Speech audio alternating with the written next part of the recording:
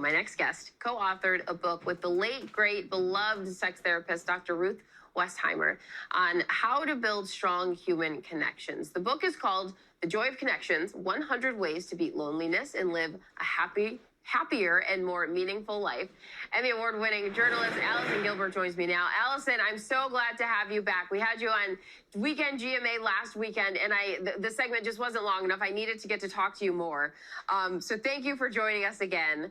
Happy New Year and happy birthday. Thank you so much, and Happy New Year to you. You met Dr. Ruth as a journalist, reporting on her mission to become New York State's loneliness ambassador, the first such position in the United States.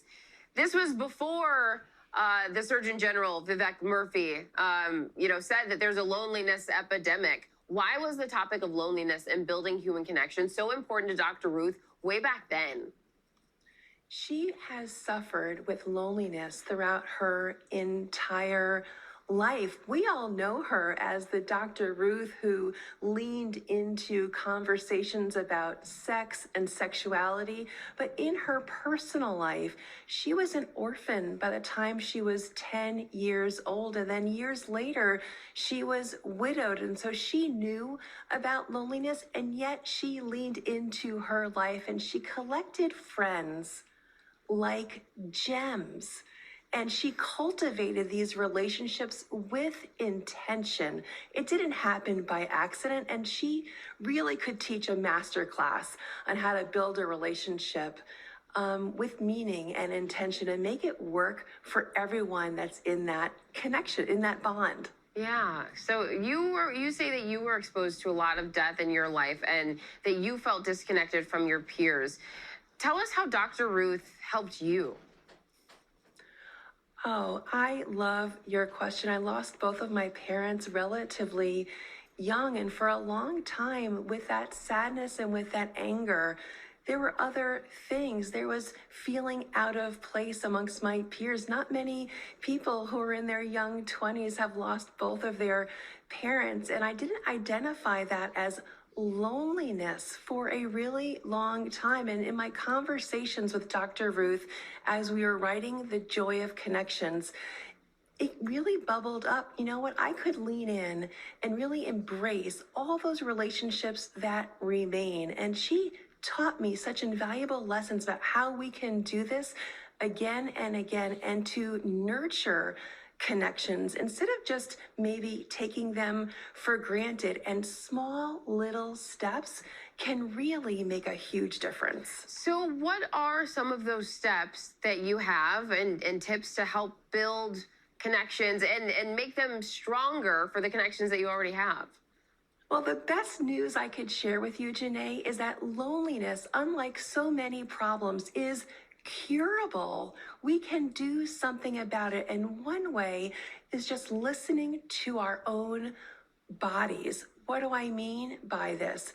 When we are hungry, we eat. When we are thirsty, we drink. So when we are lonely, that is a subjective feeling, and we can do something about it. We can seek connections.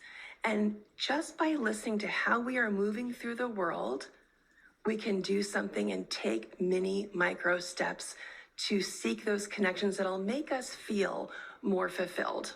I love that idea of listening to yourself and recognizing loneliness as a feeling like you would hunger or tiredness or anything else. I've also been thinking personally about the idea of vulnerability. I think that vulnerability happens to be a strength of mine, but I don't want to think about it in terms of being vulnerable. I want vulnerable to be my default. How does it help us forge connections?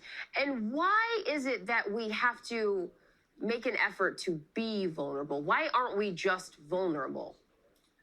Well, listen, I have always been so impressed by how you have been willing to go there publicly. You have not shied away from disclosing some struggles you have had. And I want to be your friend because you have been so vulnerable. And that, by the way, is what draws people in. And you cannot do that en masse, right? Yeah. You can't do that with the quantity of friends. Your goal is not how many friends can you have. That is not going to fill your bucket. What's going to fill your bucket of feeling good and feeling more connected is a fewer friends, but meaningful relationships.